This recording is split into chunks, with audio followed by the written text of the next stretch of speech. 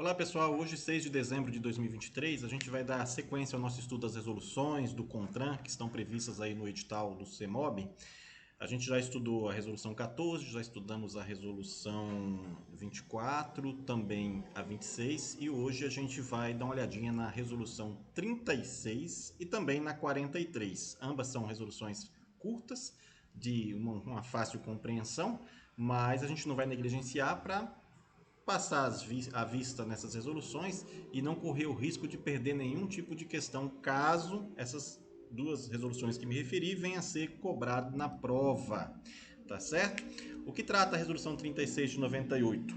Essa resolução ela vem estabelecer a forma de sinalização de advertência para os veículos que em situação de emergência estiverem imobilizados no leito viário, conforme o artigo 46 do CTB. Pessoal, sempre quando você estiver estudando, que você pegue um material que faça algum tipo de remissão, você deve ir e estudar e ler o item remetido. É o que a gente vai fazer aqui, tá certo? Se remeteu ao artigo 46, o que essa resolução regulamenta? Tal dispositivo. Então vamos dar uma olhadinha nele. Olha aí. Artigo 46. Sempre que for necessária a imobilização temporária de um veículo no leito viário, em situação de emergência, deverá ser providenciada a imediata sinalização de advertência na forma estabelecida pelo CONTRAN, que é essa forma que a gente vai estudar agora. Vamos ver como é que o CONTRAN regulamentou a matéria? Tá aí, artigo 1º. O condutor ele deve acionar de imediato as luzes de advertência, conhecido popularmente como o pisca-alerta, providenciando a colocação do triângulo ou o triângulo de sinalização ou equipamento similar à distância mínima de 30 metros da parte traseira do veículo. Pessoal, perceba que quando há um pane no veículo, que você precise acionar o pisca-alerta, você se encontra numa situação de emergência, o primeiro ato que está regulamentado é o acionamento do pisca-alerta. Talvez você não saiba, mas se não sabe, vai aprender agora que esse pisca-alerta é um dispositivo de sinalização totalmente independente do sistema de iluminação do seu veículo.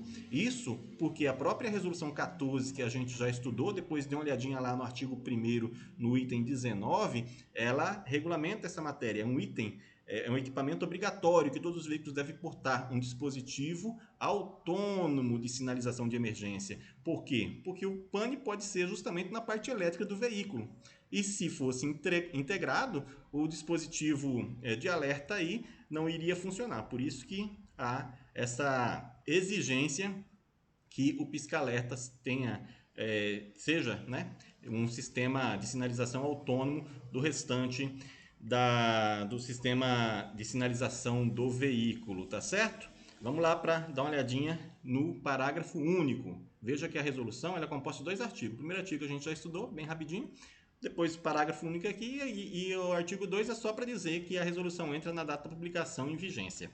Veja aí o que diz o parágrafo único. O equipamento de sinalização de emergência deverá ser instalado perpendicularmente ao eixo da via em uma condição de boa visibilidade. Trouxe uma foto aí, porque isso na prática, né? Quantas vezes a gente se depara com um carro com problema no meio da via, no leito da via, e o dispositivo de segurança, aí, o triângulo, qualquer um outro dispositivo análogo ao triângulo, muito próximo ao veículo, às vezes o condutor nem utiliza, e a gente vai ver que isso caracteriza uma infração de trânsito. Aí na foto você percebe, condutor provavelmente com um pneu furado ali e o triângulo a 30 metros da traseira do veículo, conforme dispõe a resolução. É óbvio que nenhum condutor anda com fita métrica, pessoal, mas o conhecimento empírico nos permite afirmar que 30 metros equivale a aproximadamente 30 passos largos. Então você, né, o condutor dá 30 passos na traseira do veículo e instala lá seu equipamento de sinalização, tá certo? Tá aí.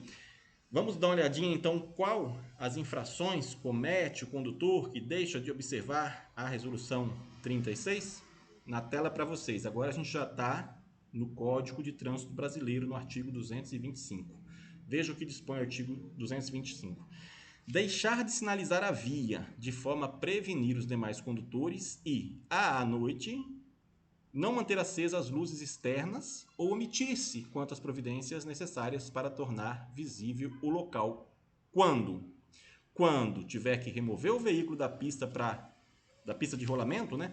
Ou permanecer no acostamento, você deve sinalizar. Quando houver uma carga derramada sobre a via, você também deve sinalizar. Quando isso ocorrer e o condutor não assim proceder, ele vai ser autuado nessa infração aqui, que é uma infração grave, e ser apenado por multa. Perceba que não há medida administrativa a ser aplicada aqui, tá certo, pessoal? Então, a parte que nos interessa, que mais toca a resolução, é a primeira parte do dispositivo aí, do artigo 225, deixar de sinalizar a via de forma a prevenir os demais condutores, tá ok? E se você faz a sinalização corretamente, mas deixa de recolher o triângulo ou outro dispositivo que você utilizou como sinalização, é muito comum, principalmente nas rodovias, né? Caminhoneiro utilizar de galho de árvore, depois vai embora e deixa os galhos no meio da pista. Isso também caracteriza uma infração de trânsito, a do artigo 226. É uma infração média, também apenada com multa. Veja aí, ó, deixar de retirar todo e qualquer objeto que tenha sido utilizado para sinalização temporária da via. Perceba que, estudando as resoluções, a gente já incursiona também na parte de infrações do Código Penal brasileiro, do Código de Trânsito brasileiro, né? Então, o estudo ele tem que fazer esses links para que a gente consiga aí assimilar o maior conteúdo possível. O artigo 251, também do CTB, ele vai trazer aqui para a gente a infração de trânsito que se caracteriza com a má utilização das luzes do veículo. E sempre quando você estiver numa prova que, se porventura o examinador for explorar alguma infração de trânsito, se tratar de luzes do veículo, lembre-se que é média e é penada com multa e que não há medida administrativa a ser tomada. Então, quando eu posso autuar um condutor por mau uso das luzes do veículo? Quando ele usa o pisca-alerta, por exemplo, de forma aleatória, sem necessidade, anda pelas vias com o pisca-alerta ligado, sem estar numa situação de emergência. Porque o pisca-alerta ele só pode ser utilizado, né, em situações de emergência. Tá ok? Veja aí o que dispõe. Utilizar as luzes do veículo. Aí veja, o pisca-alerta. Se você utilizar, é uma infração. Agora, exceto se tiver em situação de emergência. Outra infração, pessoal. Utilizar as luzes do veículo, baixa e alta, de forma intermitente, exceto, aí faz a situação aqui, ó, nas seguintes situações: a curto intervalos, quando for conveniente advertir o outro condutor que se tem o propósito de ultrapassá-lo. Muita gente acha que o condutor que está numa velocidade maior e quer ultrapassar, ele não pode ficar jogando luz na traseira do outro, mas o próprio CTB permite essa conduta, né?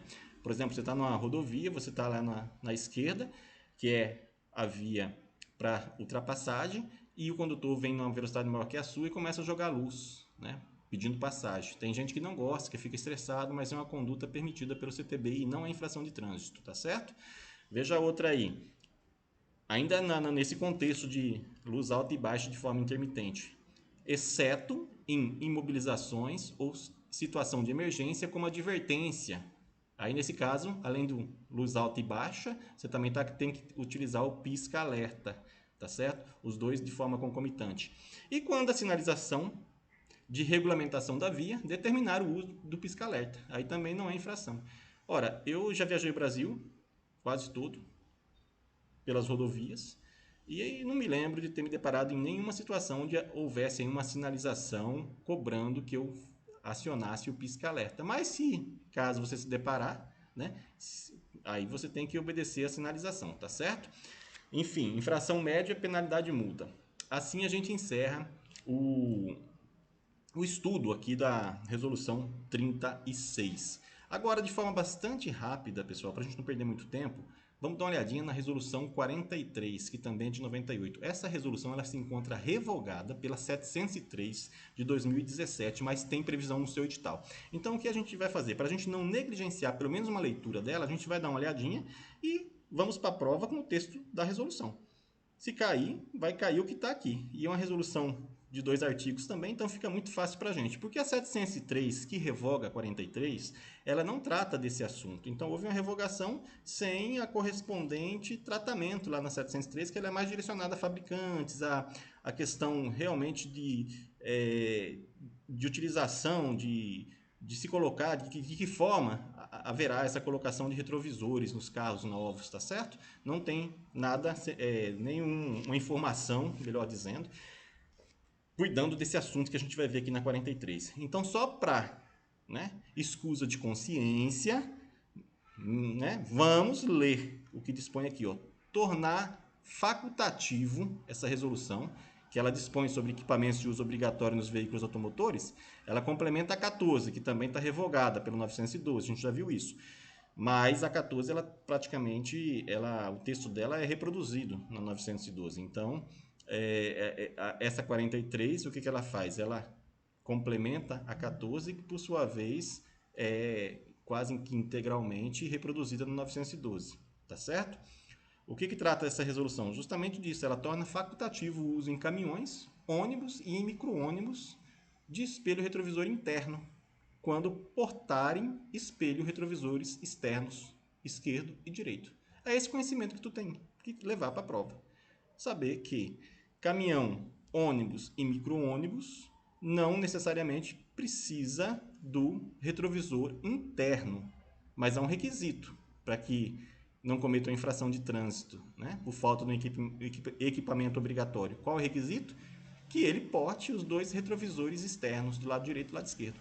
Pessoal, muito simples. Assim a gente vence a resolução 43 e vamos, na sequência, estudar a sexta resolução prevista no edital, tá certo?